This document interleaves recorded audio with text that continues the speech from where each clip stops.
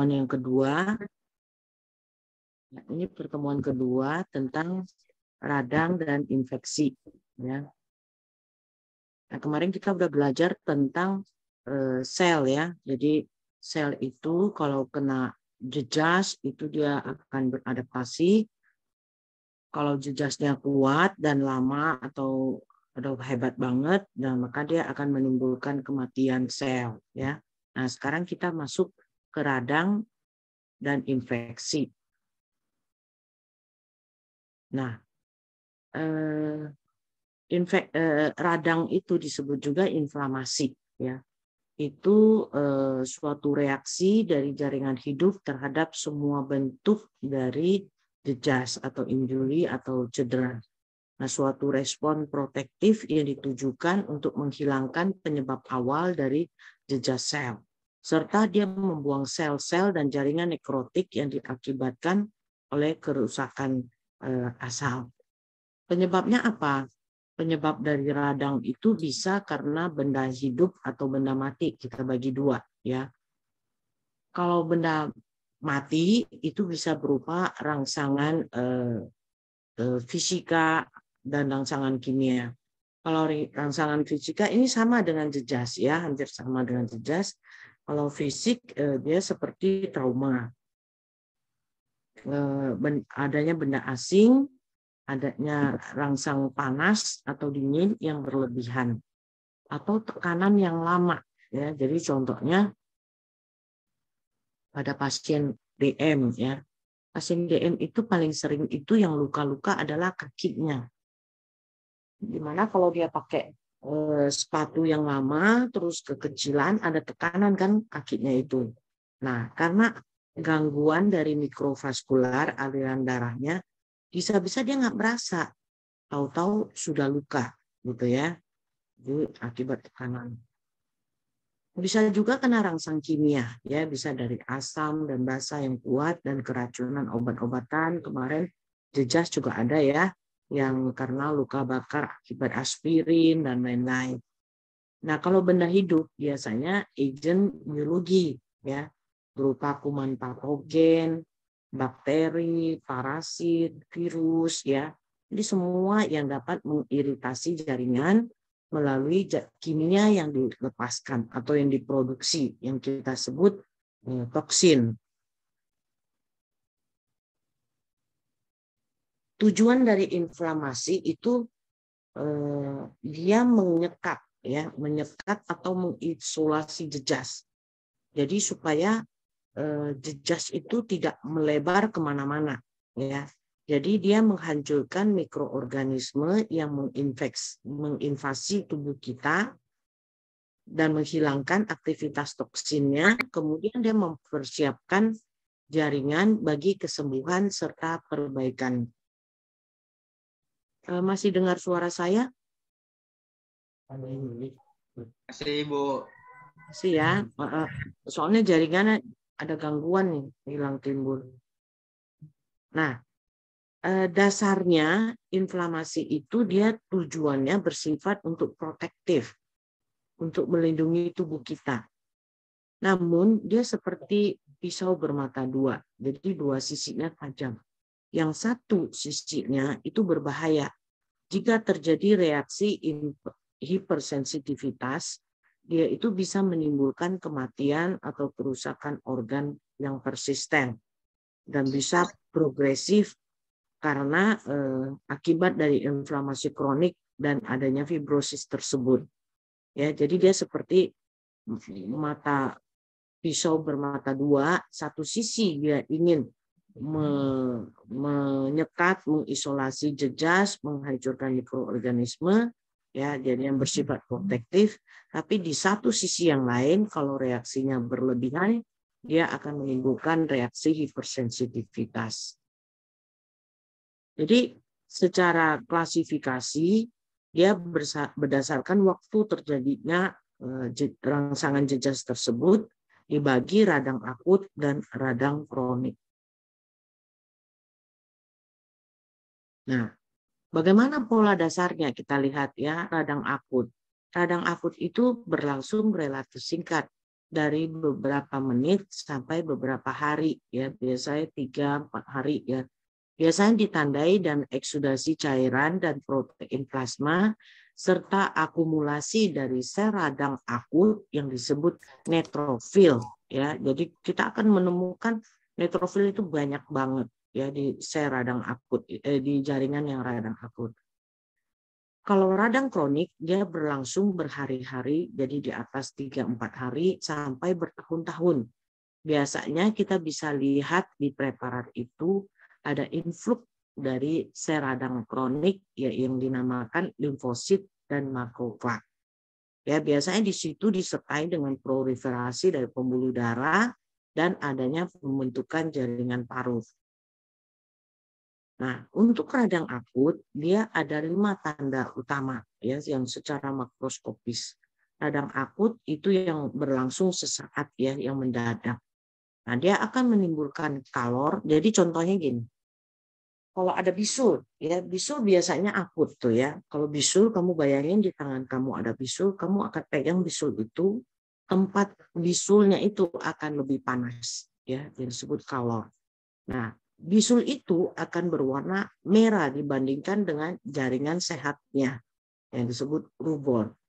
Bisul itu edema, bengkak ya, menonjol ya. Jadi disebut tumor. Nah, bisul itu kalau kita pegang akan ada rasa sakit ya. Jadi kalau orang bisulan tapi nggak sakit itu bukan bisulan ya. Jadi itu nyeri. Bisa aja dia bisulan tapi udah bisul yang kronis gitu ya. Terus kalau fungsiolesa ya ada gangguan fungsi. Coba di jari kamu ada bisul, pasti jarinya nggak bisa dipakai lebih sering ya. Jadi ada gangguan fungsi. Jadi ingat 5 cardinal sign atau tanda utama dari radang akut yaitu kalor, rubor, tumor, dolor, dan fungsiolesa. Ya, ini ya. Tadi secara makroskopis. Nanti secara mikroskopis kita bisa melihat ya. Kalau pada radang akut itu ada infiltrasi sel-sel radang akut yang meliputi paling banyak tuh neutrofil. Ada eosinofil, ada basofil, tapi paling banyak neutrofil. Kemudian ada vasodilatasi, jadi pembuluh darahnya pada melebar. Ada udema, udema artinya bengkak ya. Nanti kita bisa lihat di jaringannya ya. Nah, umumnya inflamasi itu ditandai dengan perubahan vaskular dan perubahan respons sel radang. Jadi kalian lihat gambar ini ya, kalian lihat ya, saya mau cerita. Ada anak kecil nih, lari kenceng-kenceng, jatuh, gitu ya, kena di jidatnya. Lihat reaksinya itu cepet banget. Pada awal dia jatuh, akan ada penutupan aliran menuju ke jaringan yang kepentok itu, ya. Jadi warnanya putih. Tapi hanya sebentar. Kemudian terjadilah pelebaran pembuluh darah, tempat yang kepentok itu langsung berubah jadi merah. Jadi putihnya hanya sebentar, berapa detik aja gitu ya. Terus jadi merah karena pembuluh darahnya melebar.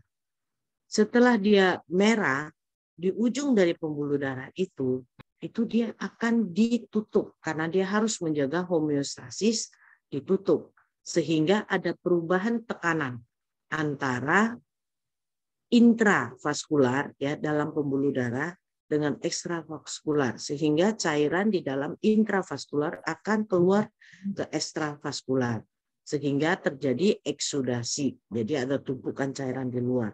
Makanya di daerah itu menjadi bengkak. Ya. Terus bagaimana respons sel radangnya? Nah, kan tadi dibilangin bahwa yang berperan itu adalah neutrofil. Neutrofil itu awalnya semua sel darah itu di dalam pembuluh darah itu mengalir di bagian tengahnya, jalan gitu ya, nggak ada yang ke pinggir-pinggir. Nah, begitu ada daerah yang ada kena jejas, dia akan mengeluarkan sinyal ya. Sehingga neutrofil itu dia dengan cara rolling, ya, puter-puter, dia menepi ke pinggir dari pembuluh darah. Ya, ini dinding pembuluh darah. Menepi itu namanya marginasi leukosit. Ya. Sesudah dia menepi, dia akan menempel erat di endotel. Ini endotel. Jadi di dalam pembuluh darah itu ada endotel dengan endotel. Dia menempel di situ, ya. Kemudian dia transmigrasi ke dalam, keluar dari pembuluh darah, masuk ke daerah yang kena rangsangan inflamasi. Nah, sampai di sini mengerti nggak? Halo? Sampai di sini mengerti nggak ya? Halo?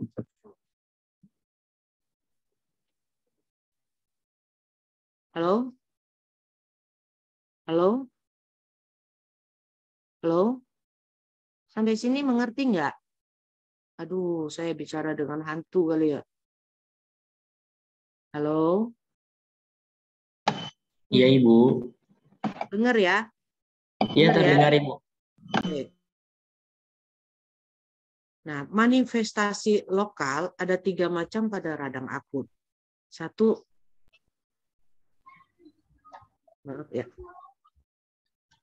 perubahan hemodinamik. Jadi ada perubahan pada pembuluh darah, ada pada perubahan penampang pembuluh darah akibat meningkatnya aliran darah. Yang mula-mulanya terjadi vasokonstriksi, pembuluh darah itu nutup. Ya, makanya daerahnya agak pucat. Vasokonstriksi itu singkat banget. Kemudian dia langsung vasodilatasi, berarti pembuluh darahnya membuka, ya. Jadi atriolnya mengalami dilatasi. Dan biasanya terjadi beberapa menit setelah cedera jaringan. Kemudian ada terjadi perubahan permeabilitas dari pembuluh darah akibat kebocoran dari pembuluh darah.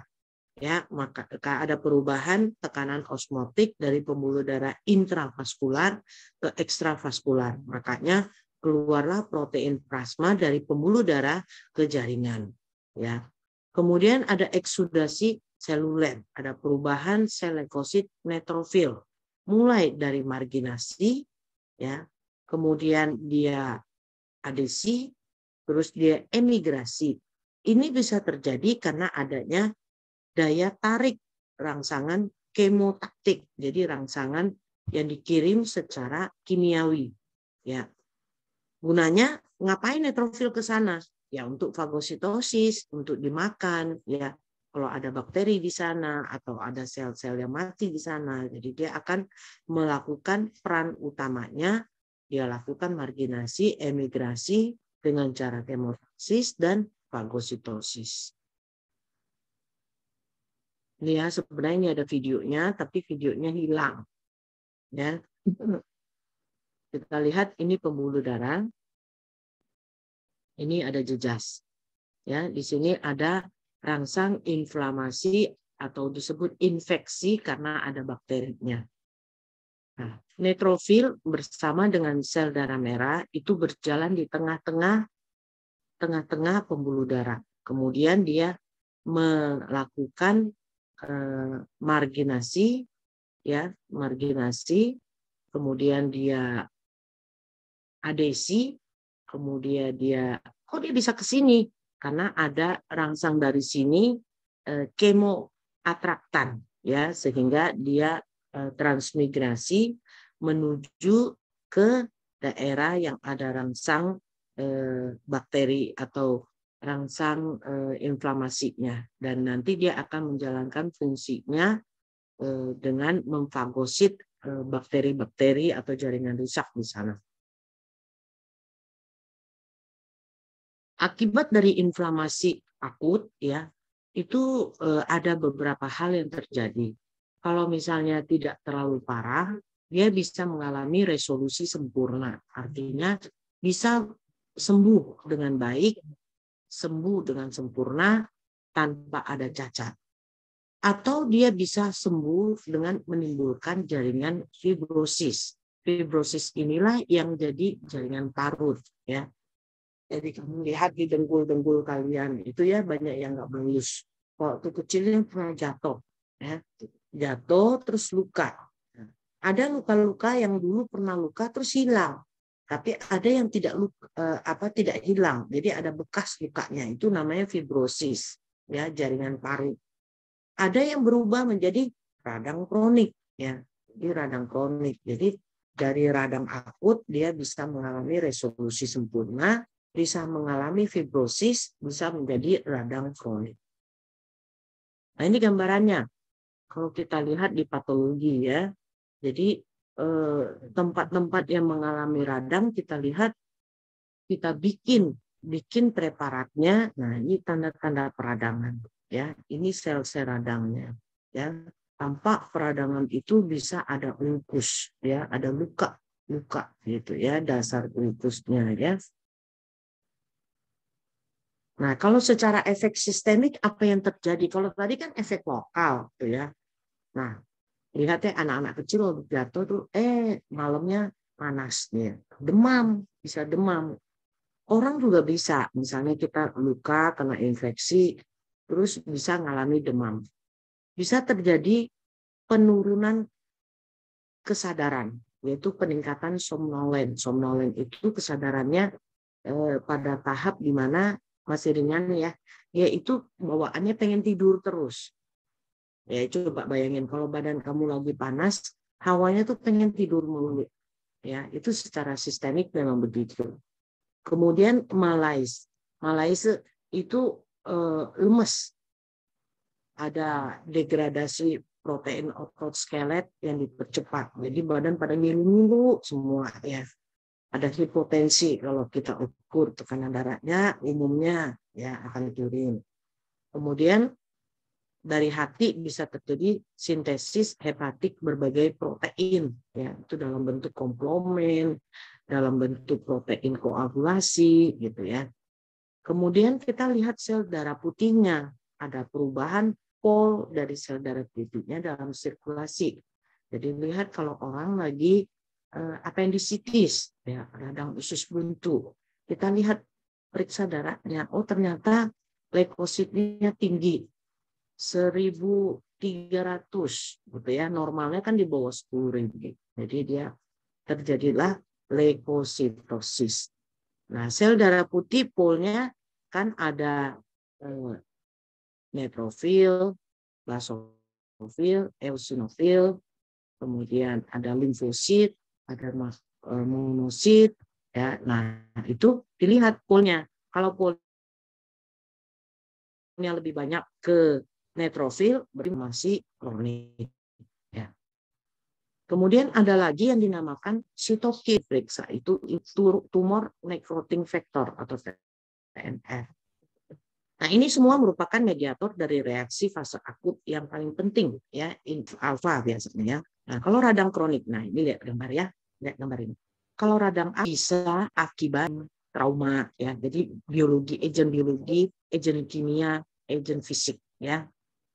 Nah, inflamasi ini terjadi perubahan vaskular. Awalnya kan vasokonstriksi, terus jadi vasodilatasi, mediator interleukin 6, interleukin 1, TNF alfa. Nah, dari inflamasi akut ini dia bisa mengalami resolusi sempurna atau perbaikan sempurna, di mana terjadi pembersihan rangsang penyebab cedera, terus ada pembersihan mediator dan sel-sel radang akut, kemudian penggantian sel-sel yang mengalami jejas dan kembalinya menjadi fungsi normal. Ya, ini biasanya diperankan oleh neutrofil. Kemudian inflamasi akut ini bisa berubah menjadi abses, ya. Abses ini dia bisa mengalami penyembuhan atau dia langsung mengalami penyembuhan fibrosis. Jadi terbentuklah jaringan paru, ya. Di sini terbentuk jaringan fibrosis yang padat dan fungsi dari sel yang di jaringan itu menjadi hilang. Inflamasi akut juga bisa bergerak atau progresif menjadi inflamasi kronik. Tapi inflamasi kronik bisa datang dengan sendirinya. Jadi dia tidak selalu melalui inflamasi akut. Maaf ya, saya ingin.